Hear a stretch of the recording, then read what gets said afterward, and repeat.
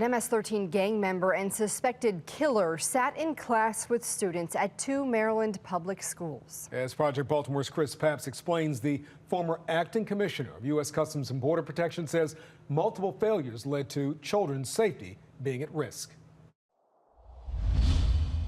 What is your message to parents whose children were sitting in class with an MS-13 suspected murderer and they didn't know it? Mark Morgan is the former acting commissioner of U.S. Customs and Border Protection. My message is be outraged, be mad, be angry, and take action. She was sleeping in her bed. He broke into her room and strangled her with her own phone cord. And then after she died, just left her on the floor like trash. Morgan's been watching over the past few weeks as Project Baltimore investigated the death of Tammy Noble's daughter, Kayla Hamilton, and how her murderer, Walter Martinez, was allowed to attend 2 Maryland public schools after he killed the 20-year-old in Harford County. This is about public safety. Public safety, Morgan says, was unnecessarily put at risk for thousands of Baltimore area high school students. There are multiple failures in our system right now. According to Morgan, those failures started in March 2022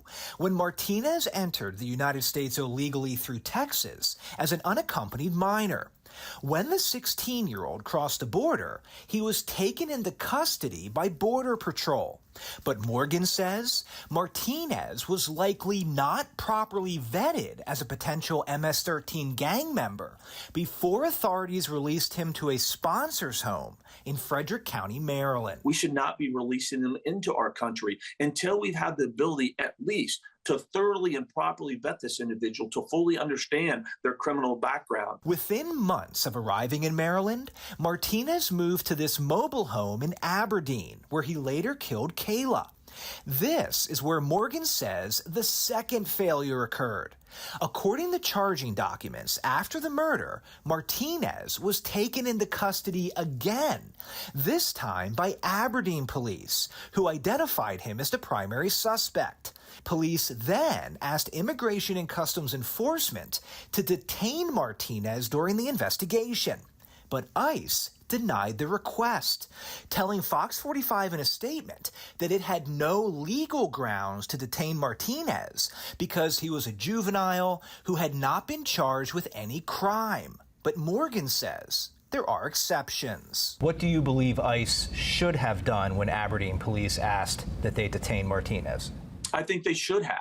If someone does pose an imminent threat to this country, there is a method to actually be able to detain these individuals. It's always been a part of a judgment call of ICE. That judgment call by ICE leads to what Morgan considers a third public safety failure.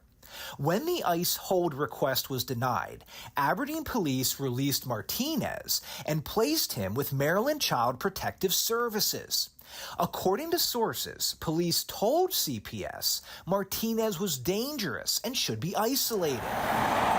Instead, following Kayla's murder, CPS put Martinez in this group foster home in Baltimore County, where he enrolled in Lansdowne High School.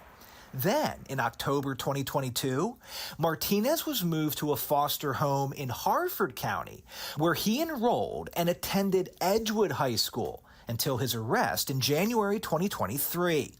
Both school systems tell Fox 45 they were not informed that Martinez was a gang member and murder suspect who has since been convicted of killing Kayla and sentenced to 70 years in prison. I think it illustrates that there's a lack of communication. The schools should know if there's a kid in a school that's an active gang member or has been a person of interest, in a savage murder, parents should demand to know, what are you doing about it? How are you preventing that MS-13 gang member from potentially taking my daughter's life? Maryland lawmakers have told Fox 45 they are currently working on drafting legislation that would either prohibit students who are suspected of committing a violent felony from attending school in person, or mandating that a school be alerted if a student is suspected of committing a violent felony.